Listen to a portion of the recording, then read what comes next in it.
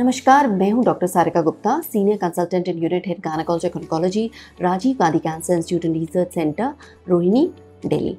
आज जो सभी मरीज़ों का क्वेश्चन होता है कि हम क्या एक्सपेक्ट करें, सर्जरी होने वाली है, हम क्या एक्सपेक्ट करें, सर्जरी से पहले हमें क्या तैयारी करनी होगी और सर्जरी के बाद हम क्या एक्सपेक्ट कर सकते हैं। तो सर्जरी से पहले तो ये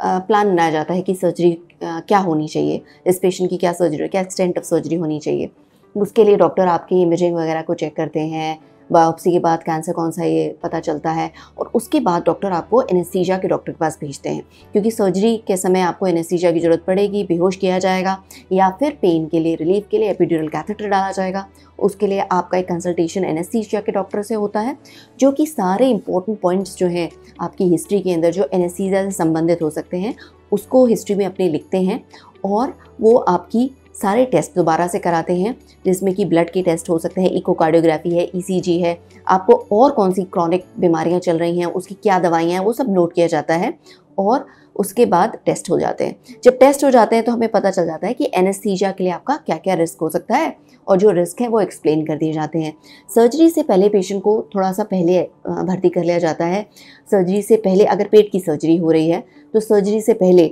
पेशेंट को थोड़ा हल्का खाने की हिदायत दी जाती है। कई बार अगर हमें पता है कि आंतों की सर्जरी, कई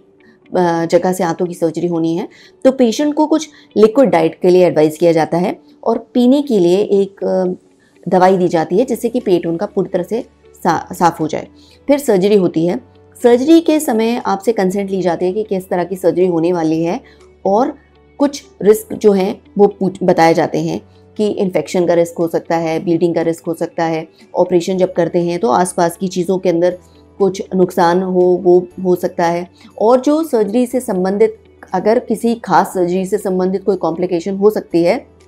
वो भी बताई जाती है। सर्जरी जब पूरी हो जाती है उसके बाद में पेशेंट को, ज़्यादातर पेशेंट्स को जिनकी बड़ी सर्जरी होती है उनको आईसीयू के अंदर भेजा जाता है जिससे कि उनकी इंटेंसिव मॉनिटरिंग हो सके। ज़्यादातर कुछ घंटों की इंटेंसिव मॉनिटरिंग के बाद अगर पेशेंट स्टेबल रहा है तो उसको कमरे में भेज दिया जाता है। 1-2 दिन तक देखा जाता है कि किस तरीके से पेशेंट ने रिकवर किया है, क्या वो स्टेबल रहा है, खाना खा पा रहा है पेशेंट, क्या वो ओरल पेन थेरेपी के ऊपर उसका पेन कंट्रोल पे है, अपना यूरिन पास कर रहे हैं या स्टूल पास कर रहे हैं,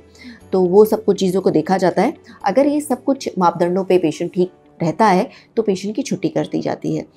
कई बार पेट में ओपन सर्जरी के बाद पेट में ड्रेन डाला जाता है जिसमें कि एक नली पेट में से बाहर निकल रही होती है, जो कि अंदर जो पानी या सिक्रीशंस होंगे उसको बाहर निकालने के लिए होती है। इस तरह का ड्रेन अगर आपके साथ भेजा जा रहा है, जो घर पर भेजा जा रहा है, तो बताया जाता है कि हर 24 घंटे में उसको एक बार खाली करें और उसको लिखें कि कितना अमाउंट निकल रहा है, क्योंकि उसी से अगर आप डॉक्टर के पास जब दोबारा जाएंगे तो ये निर्धारित करते हैं कि उसको निकालने का समय आ गया है या नहीं। कई बार कुछ पेशेंट्स को पेशाब की नली के साथ भी भेजा जाता है। ऐसे में डॉक्टर बताते हैं कि कितने दिनों तक वो पेशाब की थैली अंदर रहेगी और उस निर्धारित समय के बाद उसको निकाल दिया जाता है। ज़्यादातर 4 से 5 दिन के बाद या हफ्ते के बाद पेशेंट को बुलाते हैं जिससे कि हम ये देख सकें कि टाँके किस तरीके से हील हो रहे हैं, और अगर हील हो गए हैं तो 10 से 14 दिन के बीच में टाँकों को काट दिया जाता है और फिर पेशेंट को, अगर उसकी जो रिपोर्ट आती है उसके हिसाब से बताया जाता है कि कुछ एडिशन थेरेपी मिलनी है या नहीं मिलनी है। तो यही एक यूजुअली प्रक्रिया होती है सर्जरी की। धन्यवाद।